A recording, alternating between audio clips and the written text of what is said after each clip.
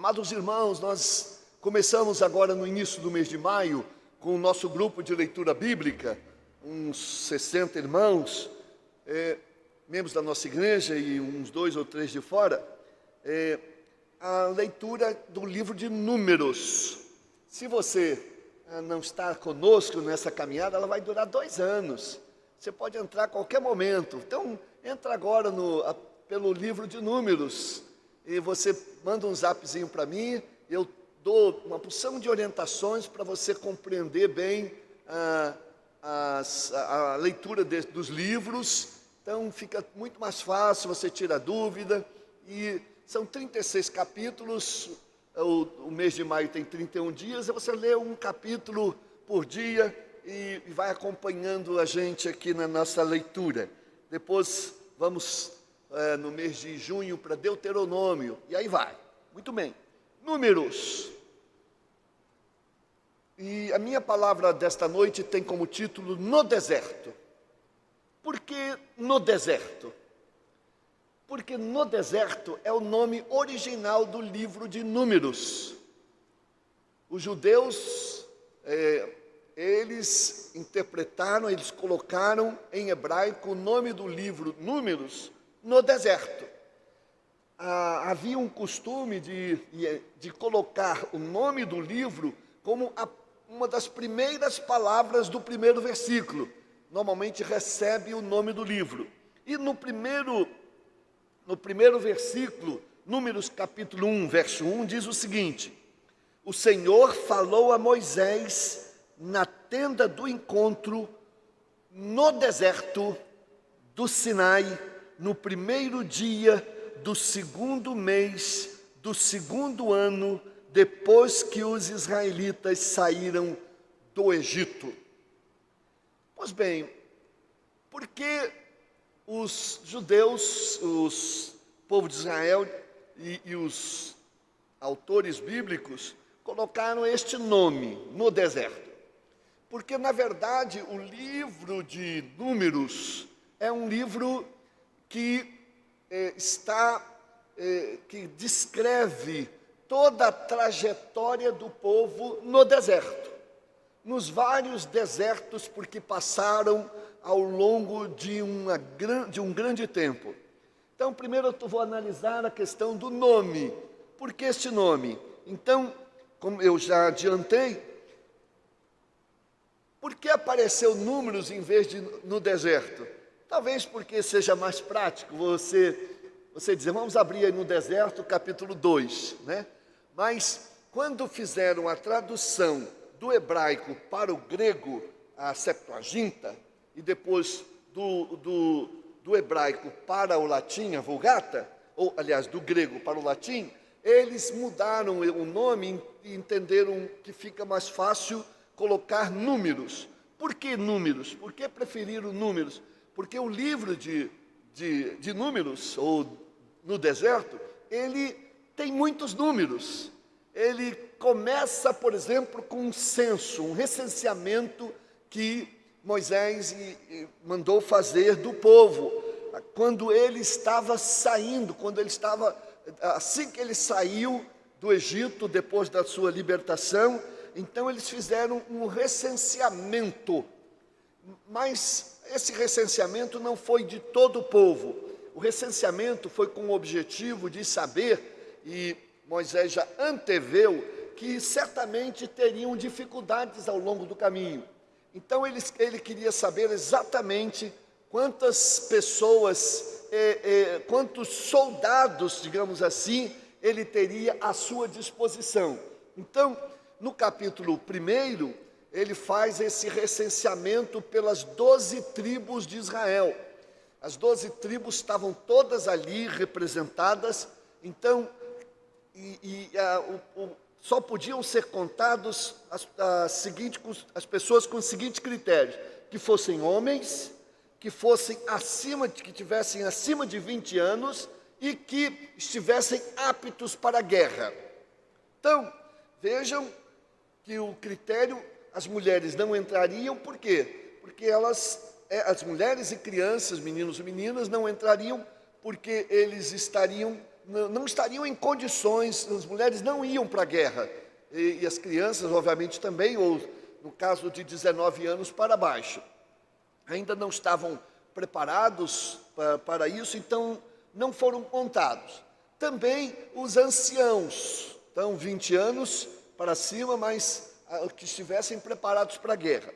Então, desta contagem, você vai ver que o total registrado, o registro foi por tribo.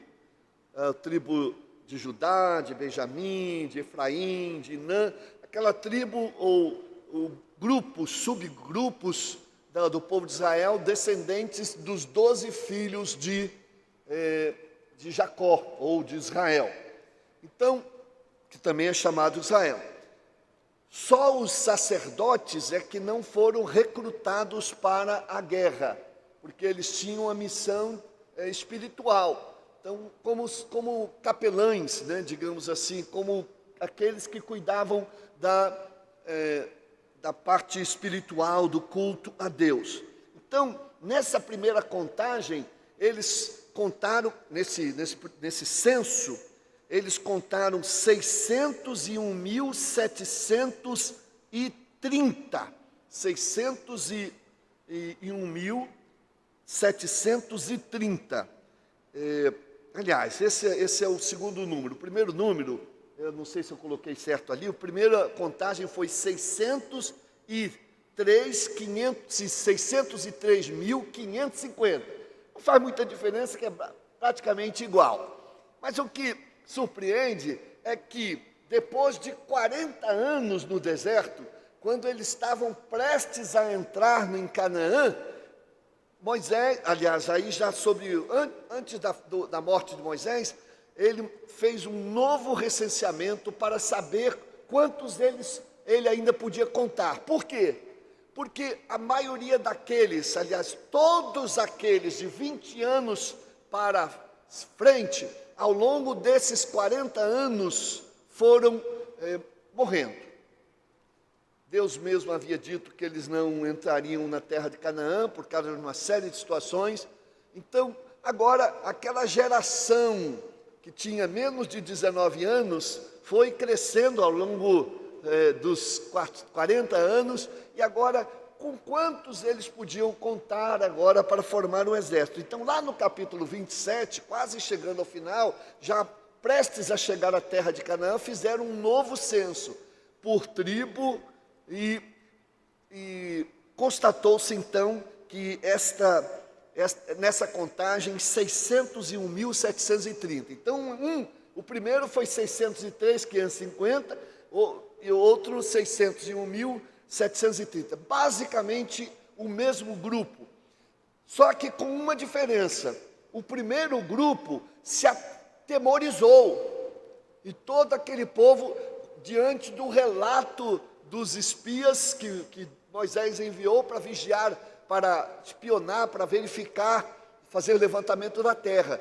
E eles trouxeram uma notícia terrível, agigantaram o problema, só tiveram olhos escuros, olharam a situação com óculos escuros, e viram homens gigantes, viram cidades fortificadas, cidades bem montadas, viram enormes dificuldades e diziam que perderiam a batalha. Então, aqueles 603.550 eram homens que vinham de uma situação de escravidão, de pouca força, de pouca entusiasmo interior. Certamente, com este espírito, eles nem conseguiriam batalhar, nem conseguiriam guerrear. Então, de fato, poderiam até mesmo perder, não por causa de Deus, mas pelo próprio espírito deles para com isso. Apenas dos 12 espias, só 2 trouxeram um relatório favorável. Não, de fato, lá tem cidades fortificadas, lá tem isso e tal, mas tem frutas maravilhosas, uvas extraordinárias, muita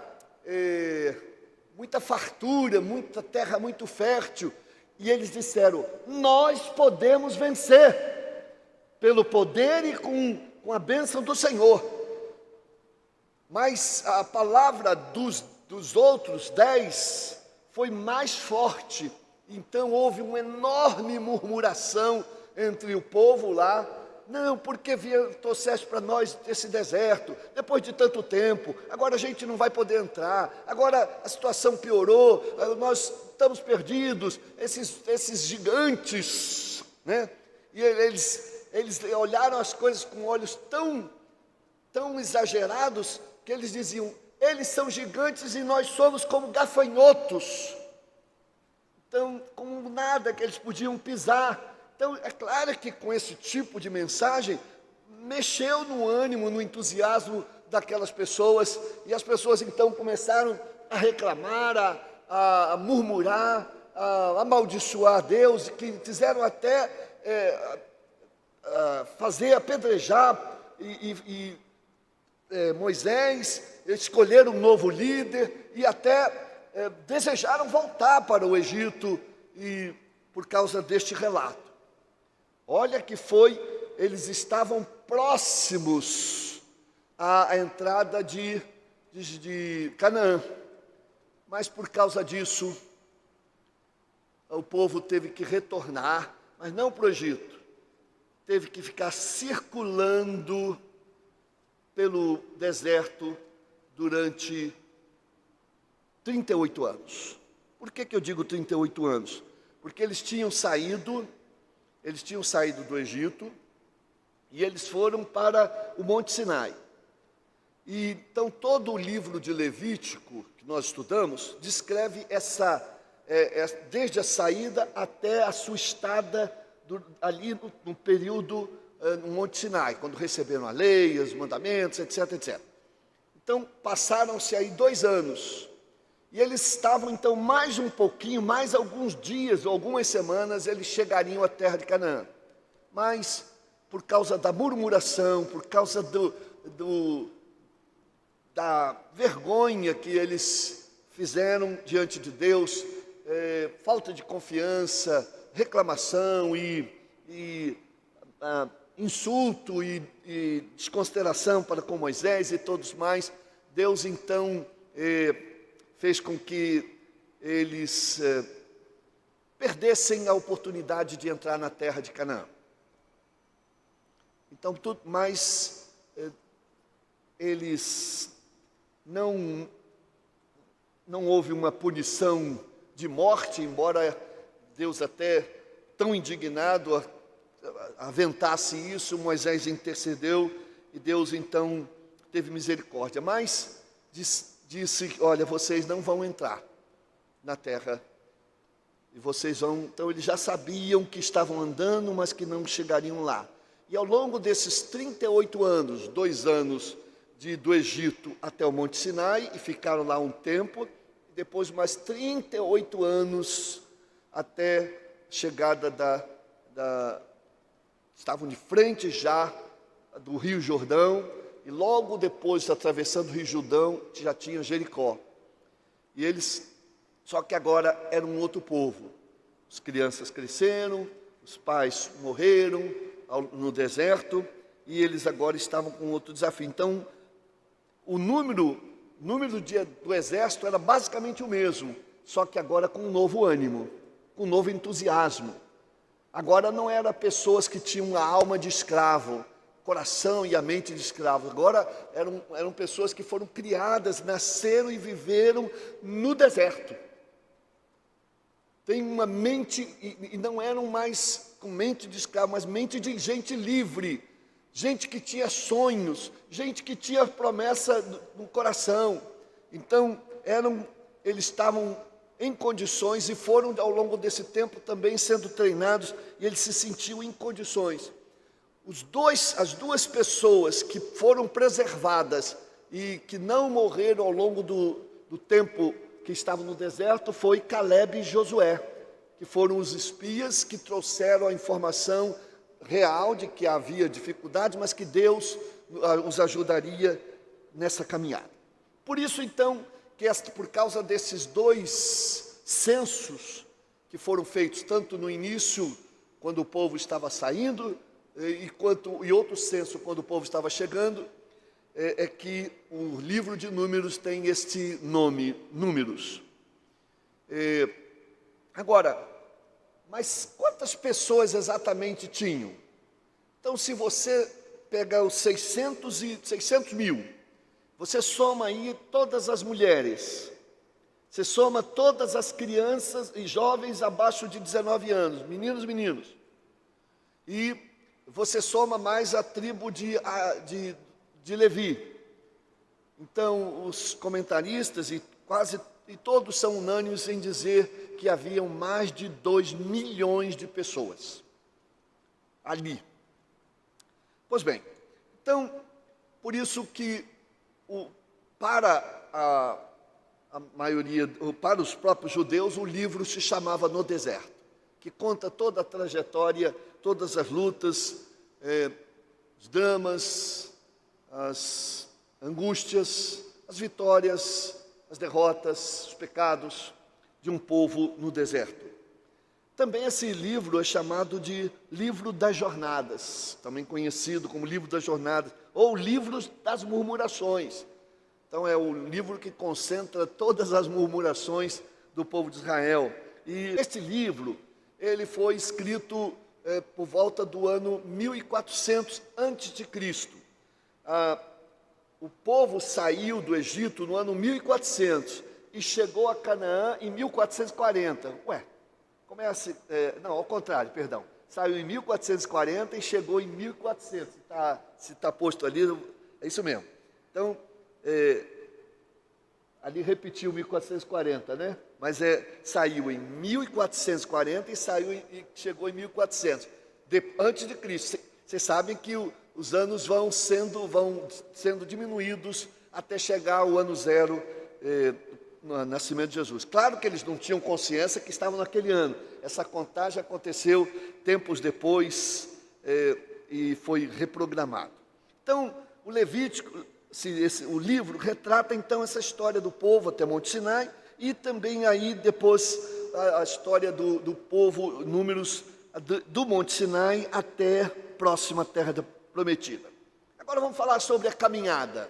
Como foi essa caminhada que o livro relata? Primeiro, vou falar da ordem, da organização. Então, ela foi uma caminhada lenta, penosa, mas solene. Por causa dessas murmurações e desses pecados, uma viagem que deveria durar menos de um mês, acabou durando tanto tempo. E aí, claro, apareciam obstáculos, lugares em que o povo não podia passar, porque os reis daquela região não permitiam, tinham que dar a volta. Outros que tinham inimigos pela frente, então eles tiveram que esperar, e foi assim. Então, a cada tempo, alguns anos, eles ficavam num lugar, montavam a tenda, montavam as suas tendas, montavam o tabernáculo. Então, havia... E esse processo de 2 milhões de pessoas andando, comendo, bebendo água e tendo seus filhos, enterrando seus mortos, foi uma caminhada muito difícil, mas com muitas experiências. E o livro de Levítico trata de como isso acontecia. Moisés e Arão organizaram o povo por tribos. Então eles, na caminhada, ia à frente uma tribo, depois logo atrás vinha outra, e não é um grupinho, é um grupo assim de 100 mil pessoas, mais ou menos, mas eles iam conforme a sua família.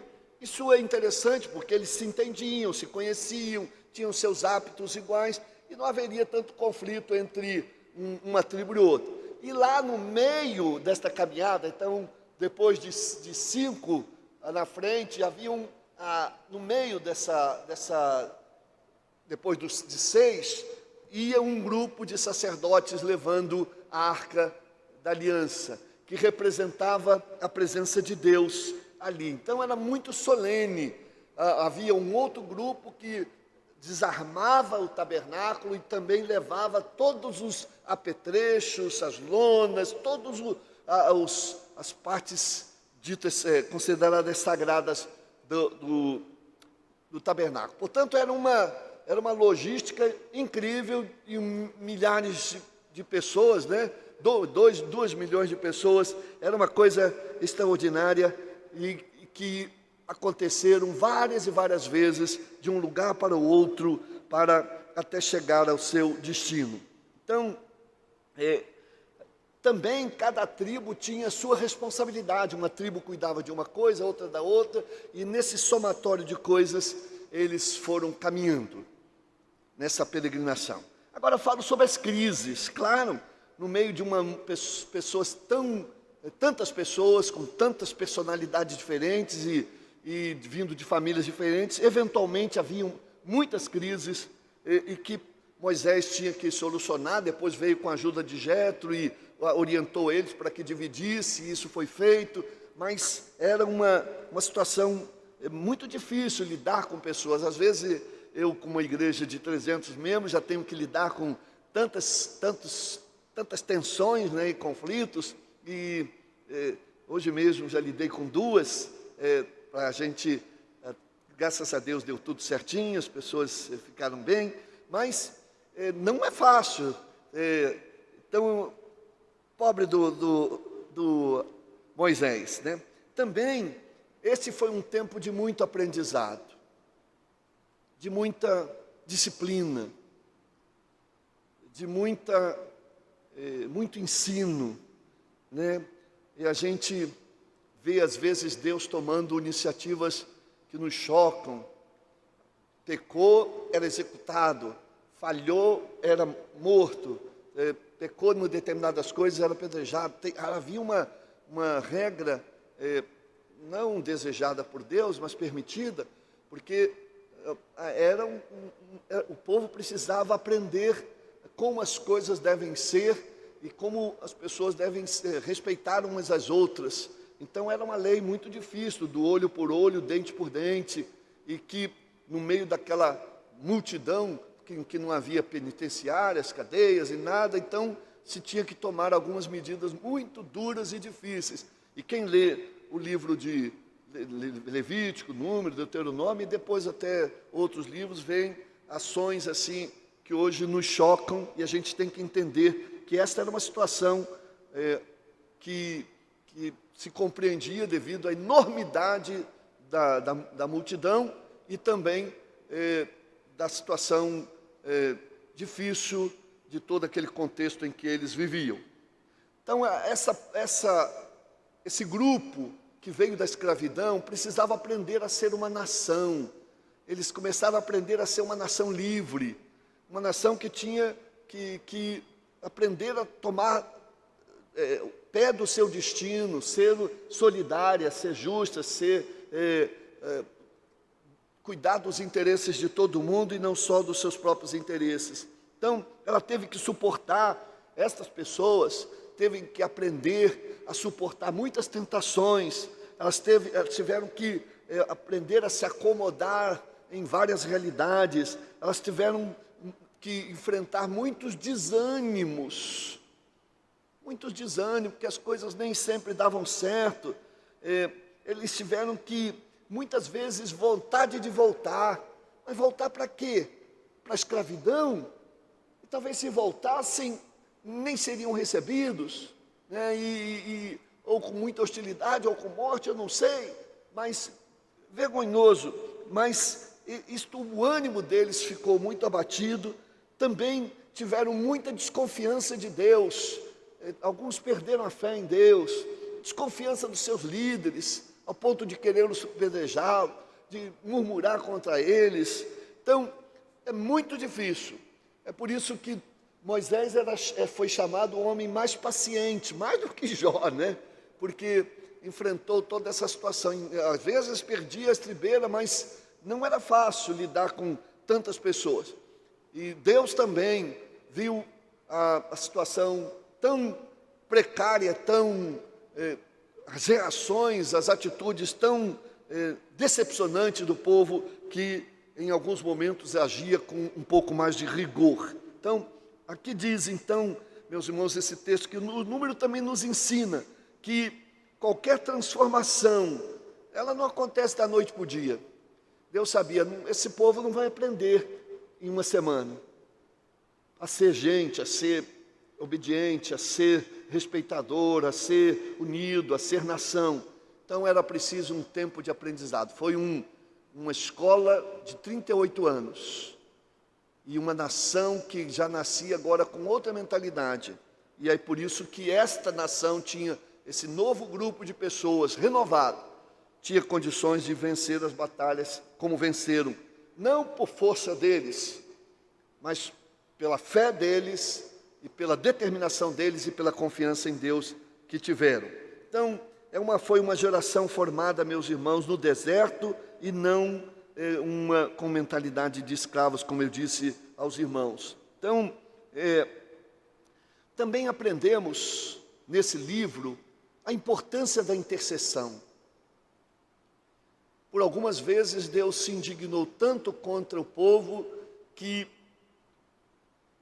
decidiu até exterminá-lo. Não adianta ter esse povo vai ser meu, uma vergonha. Eu vou ter que escolher um outro povo. E Deus sonhou em começar com Moisés e outro, uma nova nação. Então, mas ia Moisés lá, dizia, Senhor, não faça isso.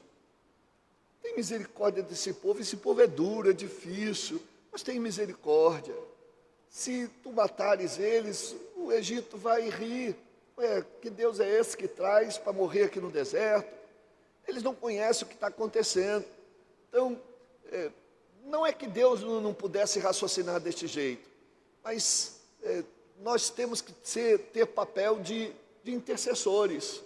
Tem muita gente aí que a gente ora e às vezes, teoricamente, nem merece a nossa oração.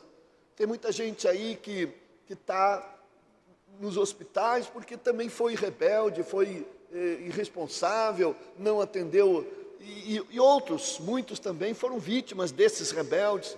Então, mas mesmo assim a gente ora por eles, para que Deus tenha compaixão. Oramos pelo mundo e pelo povo brasileiro. Não merecem, muitos deles estão nem aí para Deus, estão vivendo na iniquidade, nas idolatrias, mas a gente intercede, e a intercessão do povo de Deus faz com que, de alguma maneira, por compaixão, estas coisas se modifiquem. E é claro que a gente tem que entender que todo pecado tem consequência. Às vezes Deus nos perdoa dos nossos pecados, dos nossos erros, mas Ele não nos livra das consequências do nosso pecado. Então, aquele povo, Deus perdoou ele, não destruiu, mas disse assim, só que vocês não vão mais entrar na terra prometida. Por isso vão ficar tempos e vão morrer no deserto. Então há uma diferença entre salvação e consequência do pecado. Você pode ser salvo, ter seu nome escrito no livro da vida e vai para a terra prometida no céu, mas ainda nós sofremos as consequências dos nossos erros e pecados. Então, qualquer pessoa que peca tem a sua consequência na família, no trabalho, na sua vida pessoal, na sua vida financeira, na sua vida, no seu caráter, no seu nome.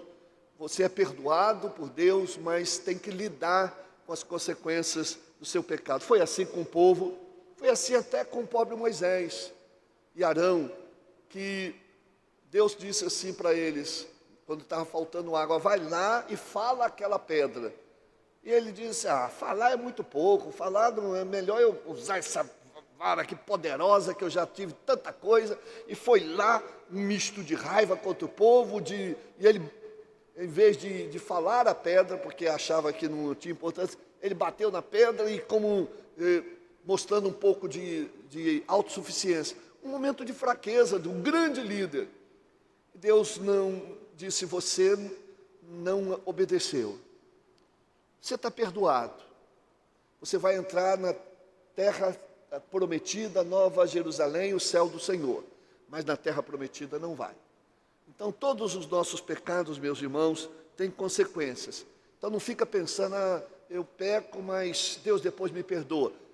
Pode perdoar sim, se for arrependido, mas você vai sofrer as consequências ainda do seu pecado.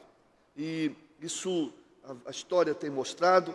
Aquela murmuração levou o povo a perder a bênção de ver a terra prometida, mas pelo menos os seus filhos e as gerações que se seguiram foram abençoadas.